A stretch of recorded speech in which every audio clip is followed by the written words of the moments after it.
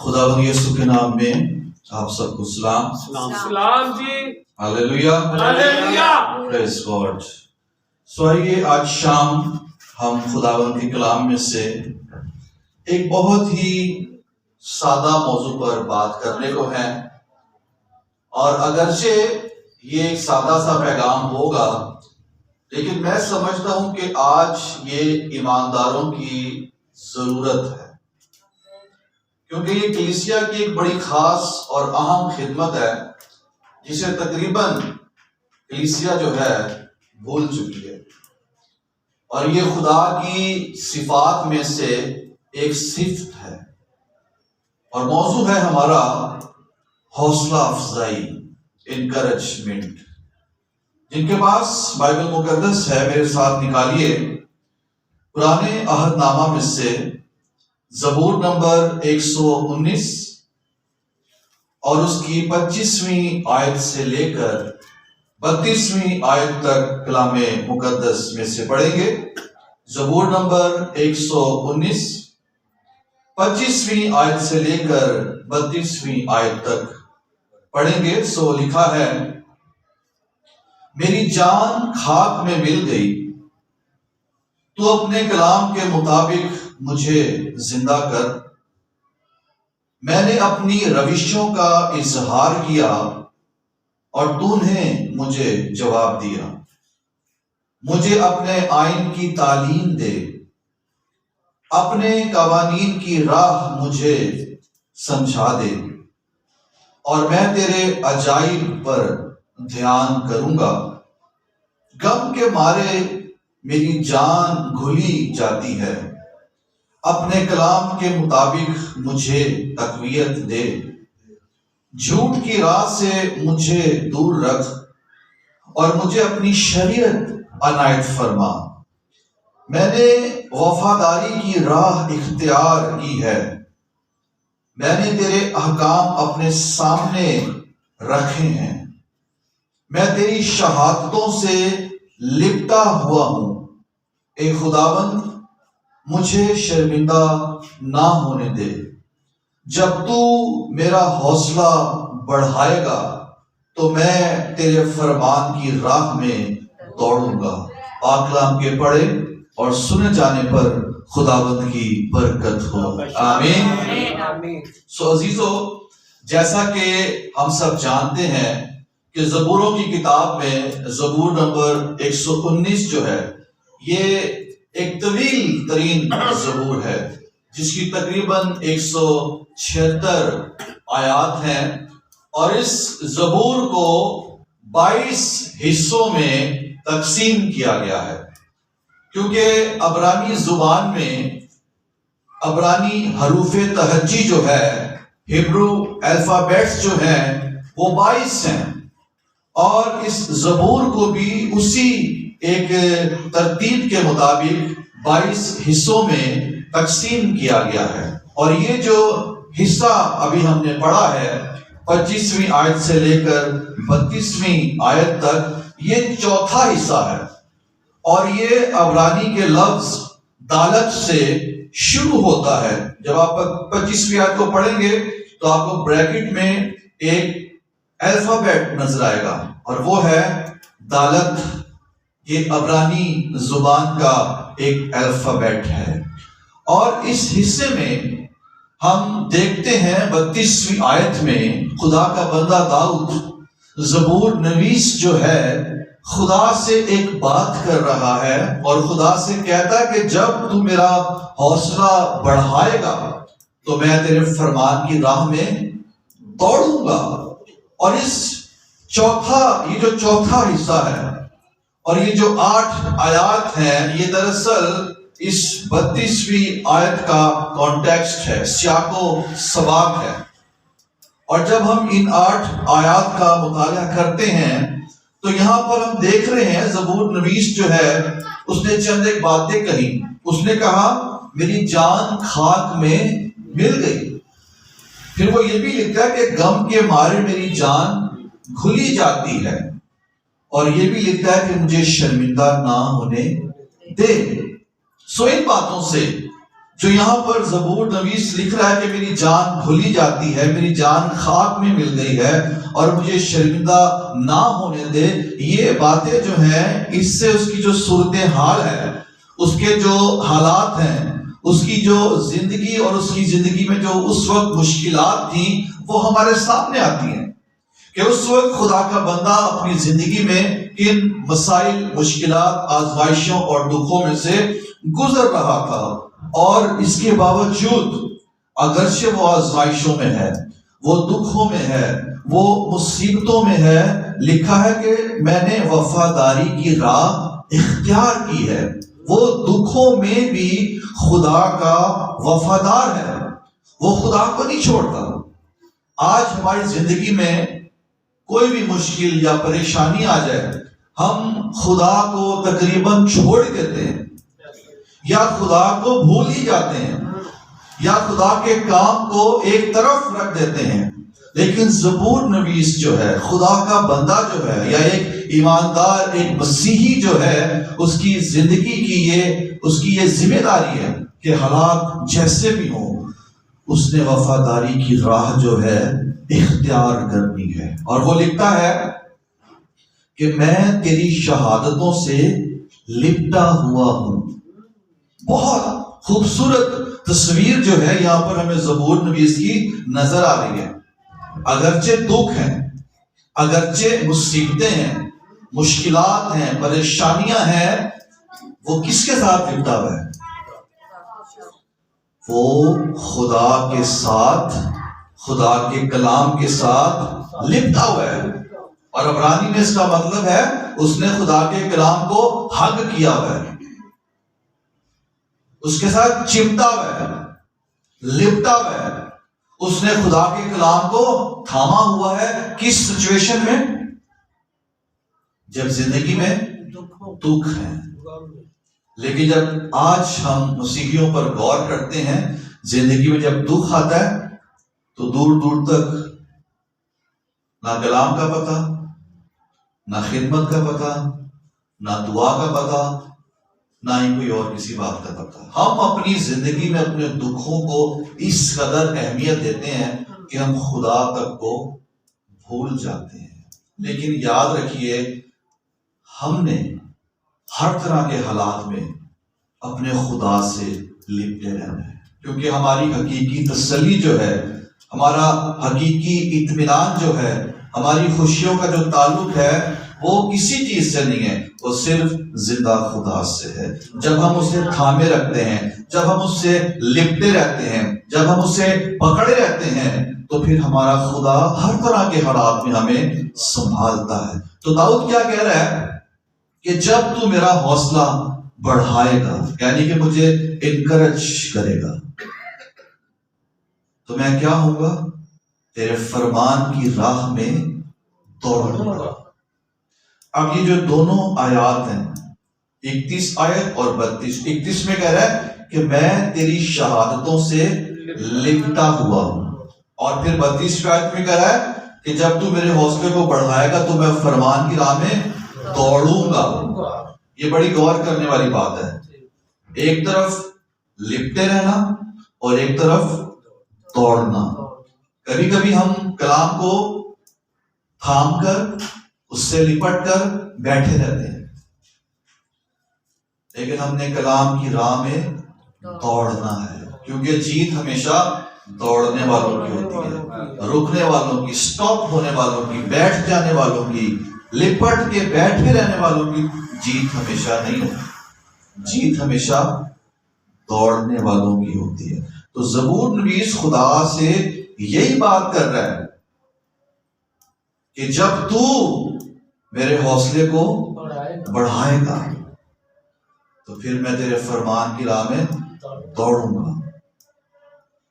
ہمارا جو خدا ہے وہ بڑا عظیم ہے، وہ ہماری حوصلہ افزائی کرنے والا خدا ہے، وہ ہمیں انکرج کرنے والا خدا ہے، وہ ہمیں کبھی بھی ڈسکریج نہیں کرتا، وہ ہماری کبھی بھی حوصلہ شکنی نہیں کرتا۔ ہاں، گناہ کے معاملے میں خدا ضرور ڈسکریج کرے گا، لیکن اس کے علاوہ خدا ہمیں ہمیشہ انکرج کرتا ہے۔ آج بہت سے لوگ ہیں جو حوصلہ شکنی کی وجہ سے، ڈسکریجمنٹ کی وجہ سے سٹاپ ہو چکے ہیں، رک چکے ہیں، کیونکہ ان کے کام کو اپریشیٹ نہیں کیا گیا، ان کے کام کو سراہا نہیں گیا، ان کو بار بار ڈسکریج کیا گیا ہے، بار بار ان کی حوصلہ شکنی کی گئی ہے، جس کی وجہ سے وہ دوڑ نہیں رہے، وہ رک گئے ہیں، وہ سٹاپ ہو گئے ہیں، وہ سٹک ہو گئے ہیں۔ لیکن خدا چاہتا ہے کہ ہم رکے نہ، سٹاپ نہ ہو، بلکہ ہم دوڑیں، اور خدا ہماری حوصلہ افزائی کرتا ہے۔ انسان تو کئی مرتبہ ہمارے حوصلوں کو پست کر دیتے ہیں۔ آپ جتنا مرضی اچھا کام کر لیں، ہم جتنا مرضی اچھی خدمت کر لیں، لیکن ہمیں ڈسکریج کیا جاتا ہے، ہماری حوصلہ شکنی کی جاتی ہے، جس کی وجہ سے کئی دفعہ ایسا ہوتا ہے کہ ہم جو کام بڑے پیشن سے، بڑے جوش سے، بڑے ولولے سے کر رہے ہوتے ہیں، پھر ہم کیا ہو جاتے ہیں، ہمارے حوصلے ٹھنڈے پڑ جاتے ہیں، مست ہو جاتے ہیں۔ لیکن ہم نے کیا کرنا ہے، ہم نے ایک دوسرے کی حوصلہ افزائی کرنی ہے، کیونکہ جب کسی کی حوصلہ افزائی کی جاتی ہے تو حوصلہ افزائی جو ہے یہ ایک ایسی چیز ہے جو کسی بھی انسان کو، جو اگرچہ اپنی ذہنی حالت میں، بدنی حالت میں، روحانی حالت میں کمزور ہو چکا ہے، سٹک ہو چکا ہے، سٹاپ ہو چکا ہے، یہ انکریجمنٹ جو ہے اس کی صلاحیتوں کو نکھارتی ہے، ابھارتی ہے، اسے موٹیویٹ کرتی ہے اور اسے کام کرنے کی تحریک بخشتی ہے۔ کیا چیز؟ انکریجمنٹ۔ جب ہم حوصلہ افزائی کرتے ہیں، خدا تو کرتا ہی ہے، لیکن as a believer, as a Christian, as a church ہوتے ہوئے ہم نے بھی ایک دوسرے کو انکریج کرنا ہے، حوصلہ افزائی کرنی ہے۔ حوصلہ افزائی جو ہے یہ بہت ضروری ہے، اور آج ہر انسان کو دنیا میں اس کی ضرورت ہے۔ پریشان حال شخص کو بھی ضرورت ہے، اور خوشباش انسان کو بھی، ناکام شخص کو بھی ضرورت ہے، اور کامیاب شخص کو بھی حوصلہ افزائی کی ضرورت رہتی ہے، کیونکہ حوصلہ شکنی جو ہے اس کے سبب سے انسان کی جو صلاحیتیں ہیں ان کا دم ٹوٹ جاتا ہے، لیکن انکریجمنٹ سے جو ہماری صلاحیتیں ہیں وہ نکھر کر، ابھر کر سامنے آتی ہیں، اور ہم بہتر طور پر خدا کا کام کرتے ہیں۔ آپ غور کیجئے گا، اگر کوئی ٹیچر کسی اسٹوڈنٹ کو شاباشی دے اور اس کے کام کی تعریف کرے تو اسٹوڈنٹ جو ہے کوشش کرے گا کہ میں اور زیادہ اچھے سے پڑھوں، اور اچھے نمبر لے کر آؤں، اور اچھے سے اپنے سوالوں کو حل کروں۔ جب والدین اولاد سے کہتے ہیں کہ ہمیں تم پر فخر ہے، تو اولاد کا جو دل ہے، ان کے جو حوصلے ہیں وہ نمایاں طور پر بلند ہو جاتے ہیں۔ جب شوہر بیویوں کی یا بیویاں شوہروں کی حوصلہ افزائی کرتے ہیں تو ان کے دل بھی شادمانی سے بھر جاتے ہیں۔ جب اولاد والدین کے پاس بیٹھ کر ان کا شکریہ ادا کرتی ہے، ان کی ساری محنتوں کا، ان کی مشقتوں کا، تو والدین کے دل بھی خوشی سے بھر جاتے ہیں۔ یہ ایک انکریجمنٹ ہوتی ہے، یہ ایک حوصلہ افزائی ہوتی ہے جو ہمیں کرنے کی ضرورت ہے۔ ایک شخص تھا جو قرض میں ڈوبا ہوا تھا، بہت ہی مشکل ترین حالات میں وہ پھنسا ہوا تھا۔ ایک دن وہ ایک ٹیلی گراف کمپنی کے پاس سے گزر رہا تھا، اور اس ٹیلی گراف کمپنی کی مشین جو ہے خراب ہو گئی، اور اس مشین کو اس شخص کے علاوہ کوئی ٹھیک نہ کر سکا۔ اور جب اس شخص نے ٹھیک کی، اس کو ان لوگوں نے اس قدر انکریج کیا، اس قدر اس کی حوصلہ افزائی کی، اسے کہا کہ تو یہیں پر رہ، یہیں پر رک، یہیں پر ہمارے ساتھ کام کر۔ تو جب اسے اپریشیٹ کیا گیا، اسے انکریج کیا گیا، اور وہ اپنے کام کو کرنے لگا، تو پھر اس شخص کے وسیلہ سے دنیا کو روشنی مل گئی، جس نے بلب ایجاد کیا، تھامس ایڈیسن۔ انکریجمنٹ کے سبب سے وہ تو، اس کے تو حوصلے پست ہو چکے تھے، وہ تو قرض میں ڈوبا ہوا تھا، بڑی مشکل زندگی گزار رہا تھا، لیکن اس کے کام کو جب سراہا گیا، اسے اپریشیٹ کیا گیا، اسے انکریج کیا گیا، تو پھر آپ دیکھ لیں اس نے دنیا میں ایک تہلکہ مچا دیا، ایک انقلاب، دنیا کو روشنی، بلب مل گیا۔ کب؟ جب اس شخص کی حوصلہ افزائی کی گئی ہے۔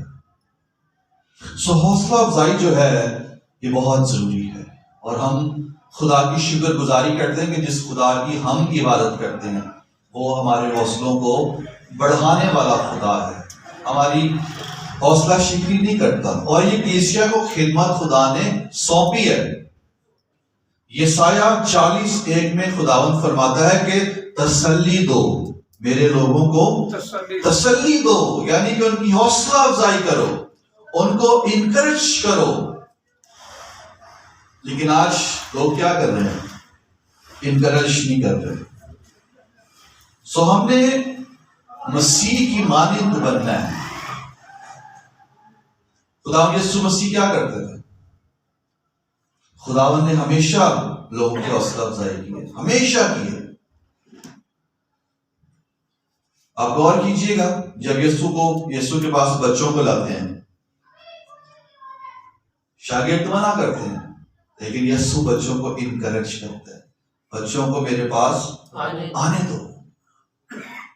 بیمار اس کے پاس آ رہے ہیں، بدرو گرفتار ہیں، زناکار ہیں، گناہ گار ہیں، ہر طرح کے لوگوں کو یسوع نے انکریج کیا، کسی کی حوصلہ شکنی نہیں کی، اور شاگردوں کی ہمیشہ حوصلہ افزائی کرتا رہے کہ تمہارا دل نہ گھبرائے، نہ ڈرے، ٹھیک ہے، تم مجھ سے بھی بڑے بڑے کام کرو گے۔ اور جب خداوند نے ان کو ارشاد اعظم دیا، وہاں پر بھی خدا نے ان کو انکریج کیا کہ دیکھو میں دنیا کے آخر تک ہمیشہ تمہارے ساتھ ہوں، میں تمہیں یتیم نہیں چھوڑوں گا، میں تمہیں تنہا نہیں چھوڑوں گا، میں تمہارے ساتھ ہوں۔ خدا نے ہمیشہ ان کو انکریج کیا، اور یہ انکریجمنٹ تھی، یہ ان کی حوصلہ افزائی تھی، اور یہ اتنی پاورفل ثابت ہوئی کہ آج مسیحیت پوری دنیا میں پھیل چکی ہے۔ ہاللیلویا۔ یسوع ہمیشہ انکریج کرتا ہے، وہ کبھی بھی ڈسکریج نہیں کرتا۔ ہماری بھی یہی ذمہ داری ہے کہ ہم ایک دوسرے کی حوصلہ افزائی کریں۔ یہ مسیحیوں کی بڑی خاص خدمت ہے چرچ کی، جسے آج ایماندار جو ہیں، مسیحی جو ہیں، بھول چکے ہیں۔ حوصلہ افزائی جو ہے، اس کے لیے یونانی زبان میں 3 الفاظ استعمال ہوئے ہیں۔ پہلا جو لفظ ہے وہ ہے پروٹریپو، جس کا مطلب ہے ہمت بڑھانا، آگے بڑھنے کی ترغیب دینا۔ پھر ایک اور ورڈ ہے، وہ ہے پاراموتھیو مائی، جس کا مطلب ہے زندگی کے معمول کے فرائض کی ادائیگی کے لیے ابھارنا یا دلاسا دینا۔ اور تیسرا ورڈ ہے پاراکلیسس، اسی سے ورڈ ہے پاراکلیٹوس، روح القدس کے لیے جو دوسرا مددگار ہے۔ اس کا مطلب ہے کسی کی مدد کی بلاہٹ یا اپنے ساتھ کھڑے ہونے کے لیے بلانا۔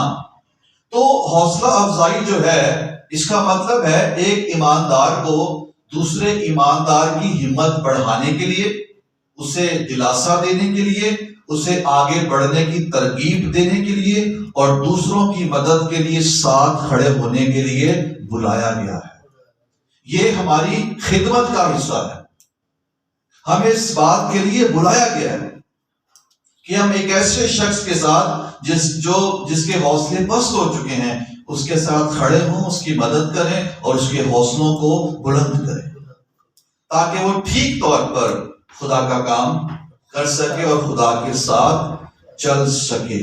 لیکن آج جب ہم کلیسیاؤں پر، ایمانداروں پر، یہاں تک کہ خادموں پر ایک دوسرے کو ڈسکریج کیا جاتا ہے۔ کوئی آپ جتنا مرضی اچھا کام کر لیں، خادم تو دوسرے خادم کی تعریف کرتے ہی نہیں، کبھی انکریج نہیں کرتے، ہمیشہ ڈسکریج کرتے ہیں، جس کی وجہ سے بہت سے خادم آج خدمت میں پیچھے رہ گئی. وہ آگے آ ہی نہیں سکے, آگے بڑھ نہیں سکے. کیوں؟ کیونکہ ان کو بار بار ڈسکریج کیا گیا. لیکن خدا ہمیں انکریج کرتا ہے. کئی ایسے بھی میں نے دیکھے ہیں خادم جو سینئرز ہیں, وہ سمجھتے ہیں کہ اگر ہم جونیئر کی تعریف کریں گے یا اس کو انکریج کریں گے تو یہ خراب ہو جائے گا یا بگڑ جائے گا. لیکن ایسا نہیں ہے.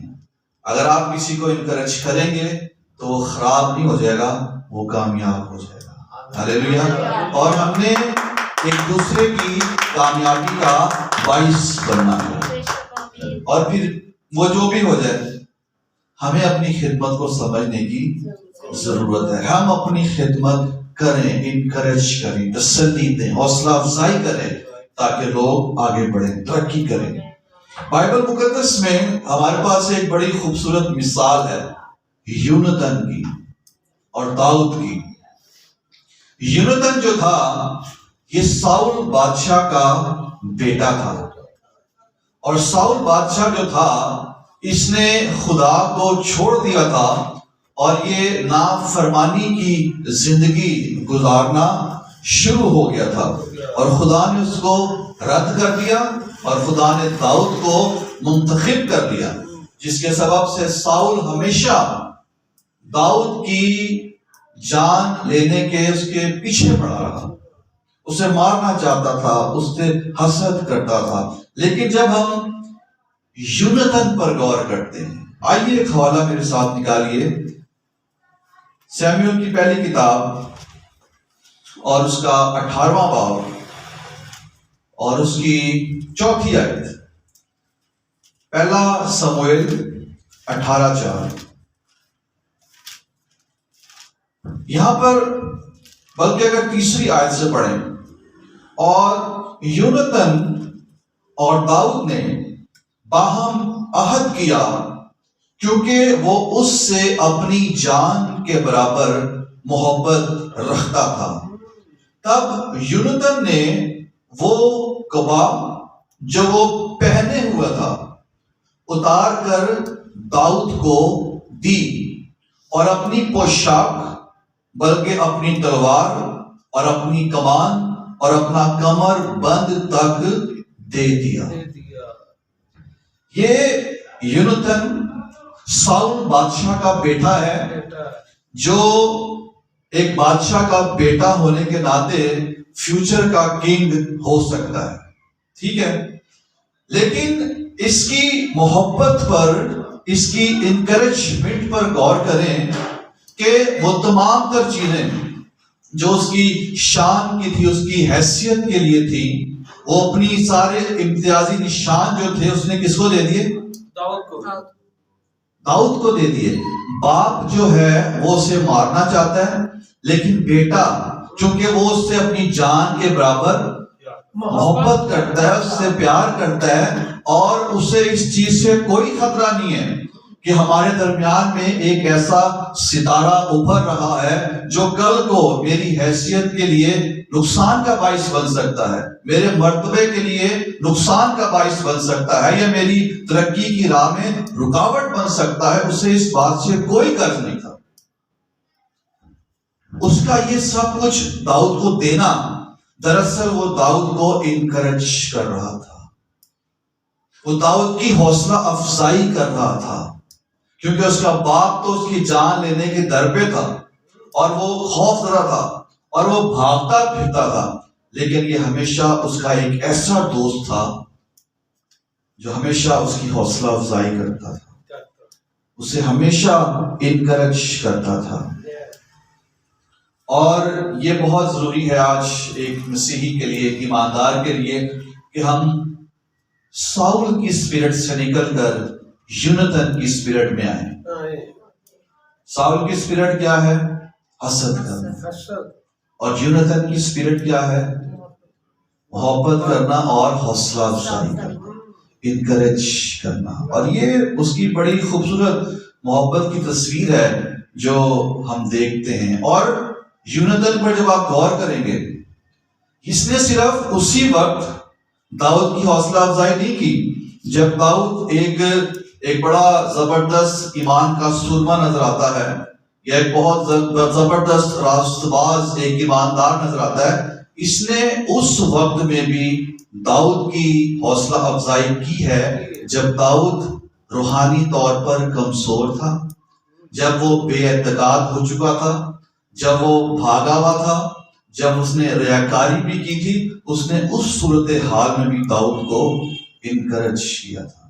کبھی کبھی ہم کسی شخص کو جب وہ اچھی پوزیشن پر ہوتا ہے تو ہم اس سے انکریج کرتے ہیں, لیکن جب وہی شخص گراوٹ کا شکار ہو جاتا ہے, جب وہی شخص کمزوریوں کا شکار ہو جاتا ہے, وہی شخص پست حالی کا شکار ہو جاتا ہے, تو پھر ہم اسے انکریج نہیں کرتے.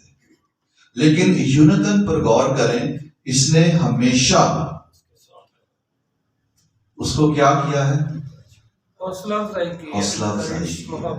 ٹھیک ہے, اگر آپ پہلا سموئیل اس کا 21واں باب پڑھیں تو وہاں پر آپ کو ایک واقعہ ملے گا, اور وہ واقعہ کیا تھا کہ جب داؤد جو ہے ساؤل کے ڈر سے بھاگ گیا ہے, صحیح ہے, اور وہ اس جگہ پر چلا گیا ہے جہاں پر جاتی جولیت کا شہر تھا, اور وہاں پر دشمنوں کی یہ پناہ گاہ میں ہے, اور یہ کیا کر رہا ہے وہاں پر داؤد؟ آپ کو ایک بہت کمزور, ایک ریاکار اور بے اعتقاد شخص نظر آئے گا.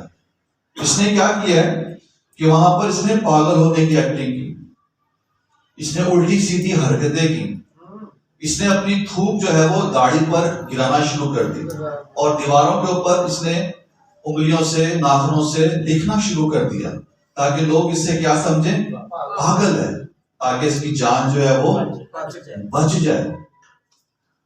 اب غور کریں داؤد کو جب ہم کبھی بھی ہم اس پر غور کرتے ہیں تو ہمیں بڑا بہادر, ایک دلیر, ایک بڑا ورشپر, ایک بہت ہی خوبصورت کریکٹر نظر آتا ہے. لیکن آج جب ہم دیکھتے ہیں اس مقام پر داؤد ہمیں ایک پاگل نظر آ رہا ہے. اور کیوں وہ ایسا کر رہا ہے؟ کیونکہ وہ خوف زدہ ہے, وہ ڈرا ہوا ہے, وہ بھاگا ہوا ہے. اب ایسی سچویشن میں بھی آپ غور کریں کہ اگر داؤد جس کنڈیشن میں ہے, ہمارے سامنے کوئی ایسا بندہ ہو تو ہم کیا کریں گے؟ ہم اس سے دستبردار ہو جائیں گے. لیکن یونتن نے کیا کیا؟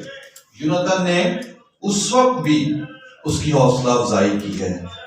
یہ پہلا سموئیل اس کا 23واں باب اور اس کی 16ویں آیت میں آپ دیکھیں, یہاں پر بڑی خوبصورت شخصیت ہے یہ, اور یہ غیر مشروط حوصلہ افزائی ہے. 16ویں اور 18ویں آیت میں لکھا ہے, اور ساؤل کا بیٹا یونتن اٹھ کر داؤد کے پاس بن میں گیا اور خدا میں اس کا ہاتھ مضبوط کیا.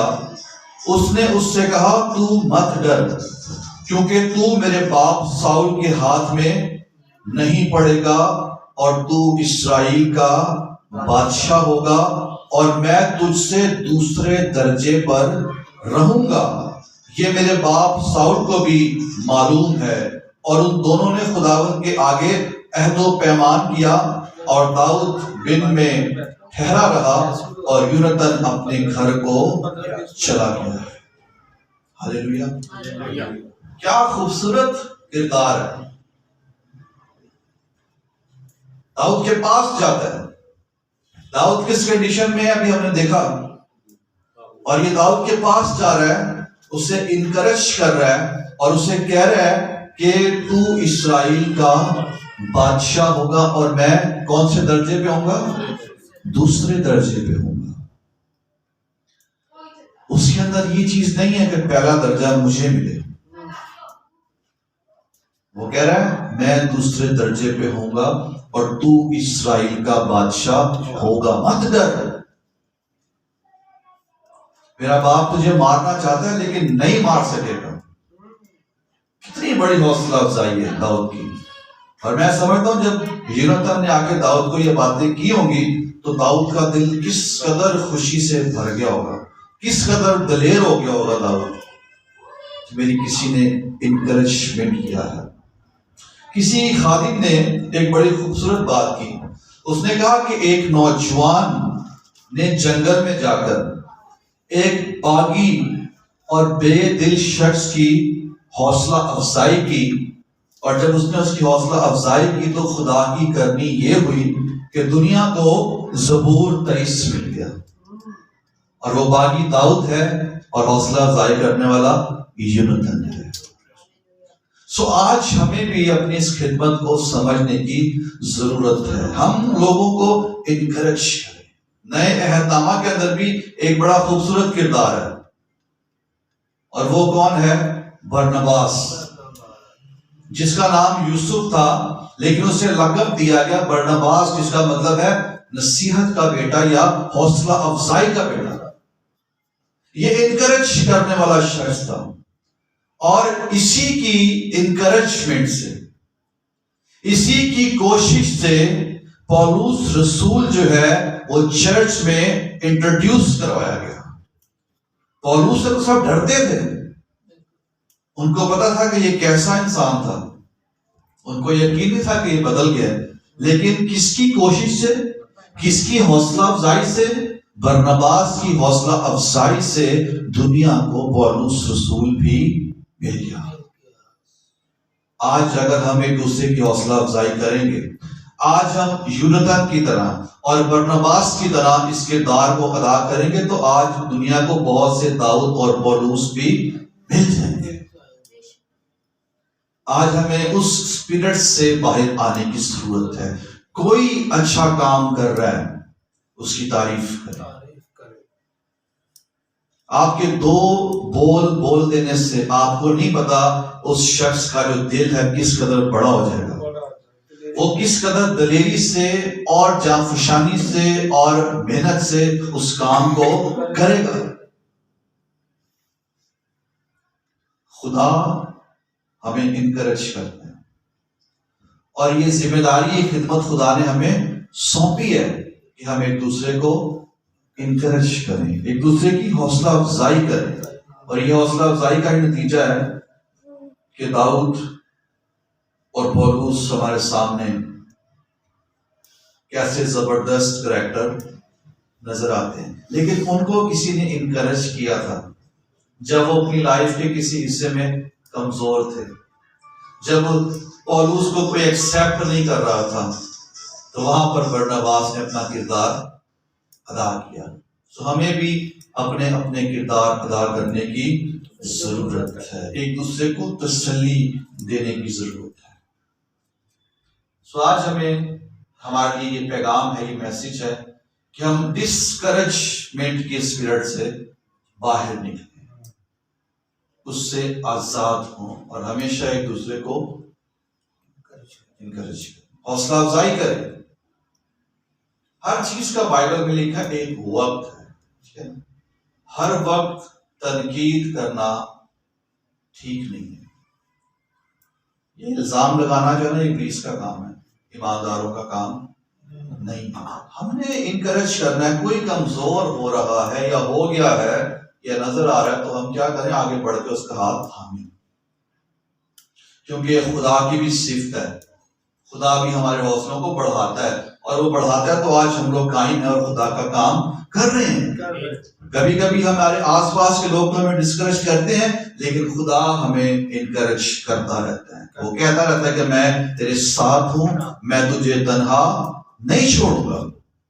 سو آج شام حاصل کلام یہی ہے، جیسے داؤد نے کہا کہ جب تو میرا حوصلہ بڑھائے گا تو میں تیرے فرمان کی راہ میں دوڑوں گا. سو آج ہم ایک دوسرے کو انکریج کریں اور خدا سے اس حوصلے کو حاصل کریں، اور خدا کے کلام کو تھام کر اس کے فرمان کی راہ پر دوڑیں، تاکہ ہماری زندگیاں جو ہیں وہ خدا کے جلال کا باعث بنے. سو اس کلام کے وسیلہ سے آج شام خداوند ہم سب کو برکت بخشے. آمین.